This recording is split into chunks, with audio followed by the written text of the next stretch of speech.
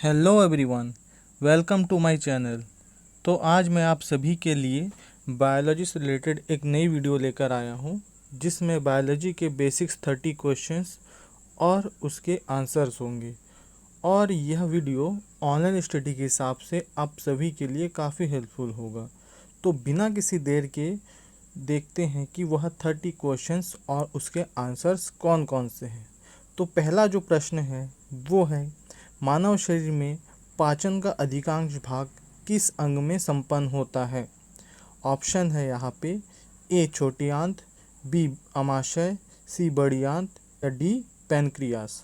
तो उसका जो सही आंसर होगा वह होगा ए छोटी आंत, क्योंकि हमारे शरीर में पाचन का जो अधिकांश भाग है वह छोटी आंत में ही संपन्न होता है, और उसी आंत के द्वारा ही हमारे शरीर को जितने भी न्यूट्रिएंट्स चाहिए, पोषण चाहिए, वह सभी प्राप्त होते हैं।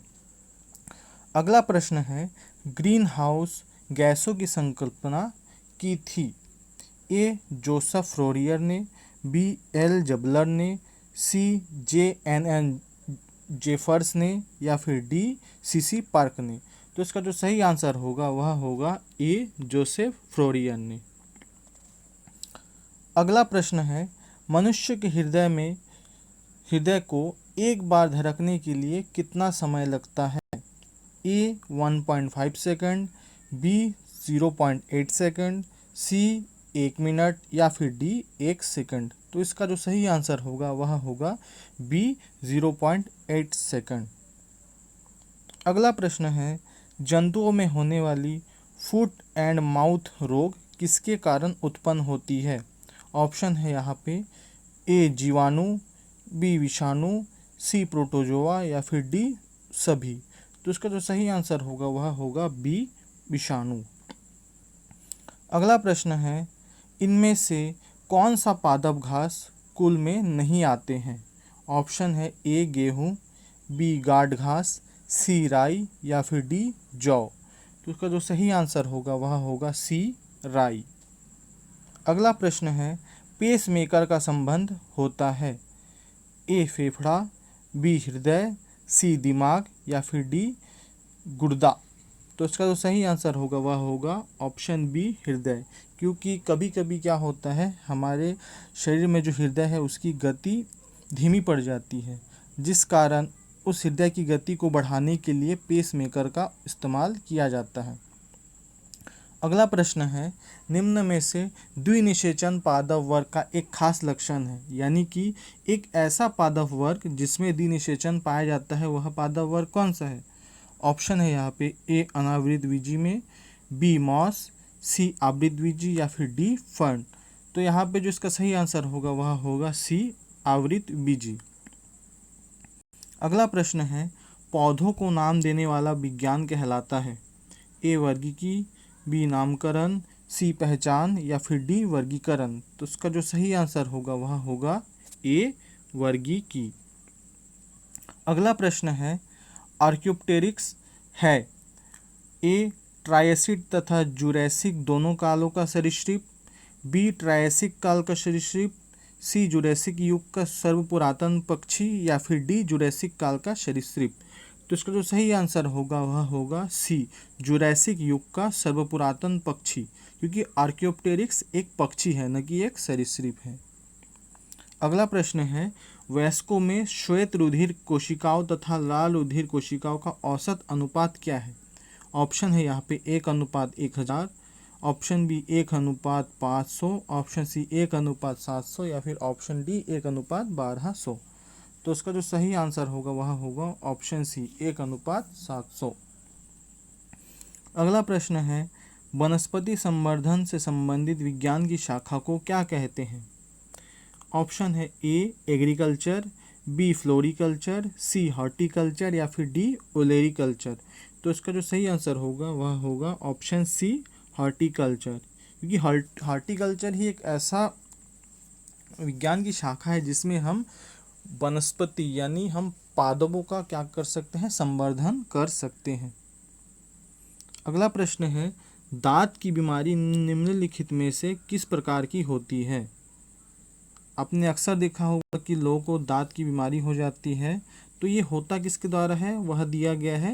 तो इसमें ऑप्शन है ए वायरल, बी फंगस, सी प्रोटोजोआ या फिर डी बैक्टीरिया। तो इसका जो सही आंसर होगा वह होगा बी फंगस के द्वारा, यानी कवकों के द्वारा मनुष्य में दांत की बीमारी होती है।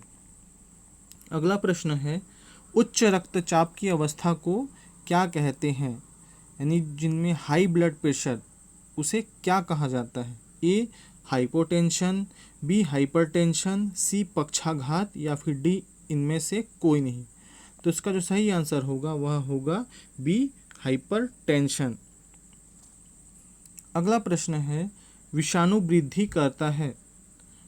ऑप्शन है ए चीनी के विलय में, बी जीवित कोशिकाओं में, सी मृत शरीर में या फिर डी पानी में। तो इसका जो सही आंसर होगा वह होगा डी पानी में। अगला प्रश्न है मनुष्य में मुख्य श्वसन अंग क्या है। बहुत ही आसान सा प्रश्न है।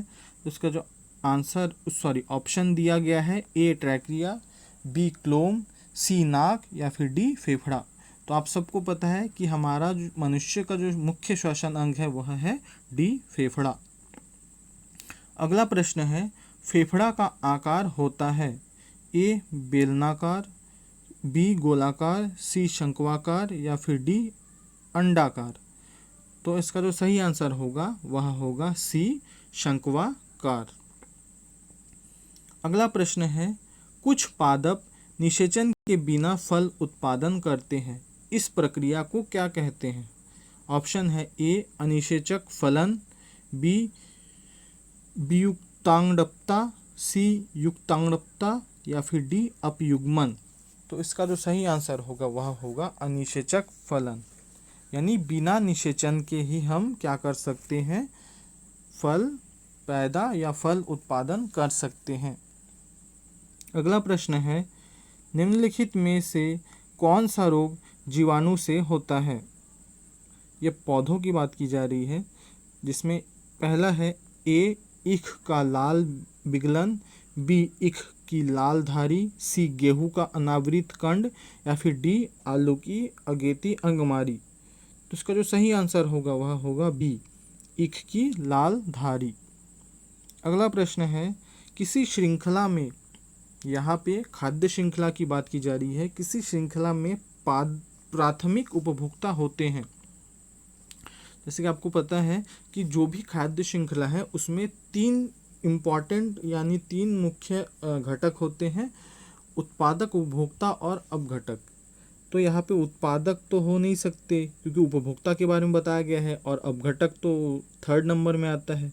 तो उपभोक्ता में या तो शाकाहारी या फिर मांसाहारी। तो प्राथमिक जो होते हैं वो होते हैं शाकाहारी, क्योंकि शाकाहारी ही क्या करते हैं, जो उत्पादक है पौधे हैं उनका भोजन के रूप में ग्रहण करते हैं। अगला प्रश्न है निम्नलिखित में से सबसे छोटा जीव कौन सा है। ऑप्शन है ए विषाणु, बी जीवाणु, सी ईस्ट या फिर डी माइकोप्लाज्मा। तो इसका जो सही आंसर होगा वह होगा डी माइकोप्लाज्मा।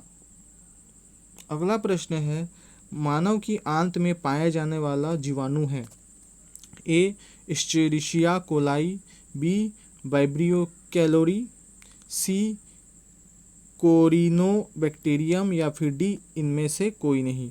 तो इसका जो सही आंसर होगा वह होगा ए एस्चेरिशिया कोलाई। अगला प्रश्न है प्रकाश संश्लेषण में सूर्य के प्रकाश की कौन सी रश्मियों का पर्णहरित द्वारा सबसे अधिक उपयोग किया जाता है। जैसे कि आपको पता है कि जितने भी हरे पौधे होते हैं वह अपना जो जैविक प्रक्रिया है वह प्रकाश संश्लेषण क्रिया द्वारा करते हैं, जिसमें उन्हें सूर्य के प्रकाश की आवश्यकता होती है। और सूर्य के प्रकाश का जो मुख्य जो उपयोग है वह पर्णहरित के द्वारा किया जाता है। और पर्णहरित उस सूर्य के प्रकाश में से कौन सा रंग जो है सबसे अधिक उसका इस्तेमाल करते हैं। तो यहाँ पे ऑप्शन है हरा, नीला, जरज या फिर पीला। तो इसका सही आंसर होगा वह होगा सी जरज।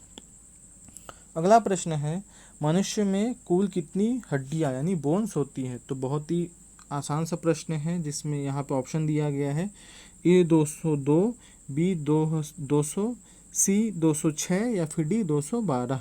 तो इसका जो सही आंसर होगा वह होगा सी 206। अगला प्रश्न है योग्यतम की उत्तरजीविता का प्रतिपादन किया है? ए ह्यूगो डी ब्रिज ने, बी पास्चर ने, सी डार्विन ने या फिर डी लैमार्क ने। तो इसका जो सही आंसर होगा वह होगा सी डार्विन ने।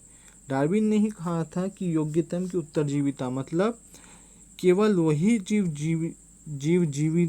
जीवन जीने योग्य है जो अपने आप को दूसरे जीव से बेहतर साबित कर सकते हैं। अगला प्रश्न है, निम्नलिखित में से कौन सा रोग जीवाणु के कारण होता है? ए पेचिस, बी चेचक, सी हैजा या फिर डी इनमें से कोई नहीं। तो जैसे कि ऊपर दिया गया है ए पेचिस और बी चेचक ये दोनों विषाणु के द्वारा होता है, तो इसका जो सही आंसर होगा वह होगा आंसर सी, ऑप्शन सी हैजा। अगला प्रश्न है, शीत रक्तीय प्राणी कौन सा है? ए मेंढक, बी छिपकली, सी मछली या फिर डी उपयुक्त सभी। तो इसका जो सही आंसर होगा वह होगा डी उपयुक्त सभी। अगला प्रश्न है, किडनी की समस्या के रोगियों के अपोहन यानी जिसको हम डायलिसिस भी कहते हैं की प्रक्रिया में कौन से तत्वों का प्रयोग सम्मिलित है? यानी उस प्रक्रिया को हम क्या कहते हैं? ए अवशोषण, बी विसरण, सी परासरण या फिर डी इलेक्ट्रोफोरेसिस। तो इसका जो सही आंसर होगा वह होगा बी विसरण। अगला प्रश्न है, ऐसे मवेशी जिनमें गायों से ज़्यादा मात्रा में दूध मिलता है परंतु बैल बेकार भारवाही पशु है, वे है ए भारवाही नस्लें, बी दुधारू नस्लें, सी द्विप्रयोजन नस्लें या फिर डी उपरोक्त सभी। तो इसका जो सही आंसर होगा वह होगा बी दुधारू नस्लें। अगला प्रश्न है, मानव शरीर के किस अंग की हड्डी सबसे लंबी होती है? ए रिबकेज, बी भुजा, सी जांघ या फिर डी मेरुदंड। उसका जो सही आंसर होगा वह होगा सी जांघ, क्योंकि जांघ में हमारे मनुष्य में जांघ में एक हड्डी पाई जाती है जिसका कि नाम है फीमर, जो कि सबसे लंबी हड्डी होती है हमारे शरीर की। अगला प्रश्न है, किस देश को दुनिया का शर्करा कटोरा कहा जाता है? A America, B Bharat, C Cuba या फिर डी इनमें से कोई नहीं। तो आपको हैरानी वाली बात होगी कि इसका जो सही आंसर होगा वह होगा सी क्यूबा, क्योंकि क्यूबा में ही शर्करा यानी शुगर की जो उत्पादन है पैदावार होती है वह ज़्यादा होती है। तो ये थे बायोलॉजी से रिलेटेड 30 महत्वपूर्ण प्रश्न। मुझे उम्मीद है कि आपको यह वीडियो काफ़ी इन्फॉर्मेटिव लगा होगा और ये 30 प्रश्न आपको स्टडी के हिसाब से काफ़ी हेल्पफुल होंगे। तो अगर आपको यह वीडियो अच्छा लगा हो तो इस वीडियो को लाइक ज़रूर करें, वीडियो को शेयर ज़रूर करें और हमारे चैनल को सब्सक्राइब ज़रूर करें। तो इसी प्रकार मैं आगे भी नई और वीडियोस इसी संबंधित लाते रहूँगा। तब तक के लिए धन्यवाद।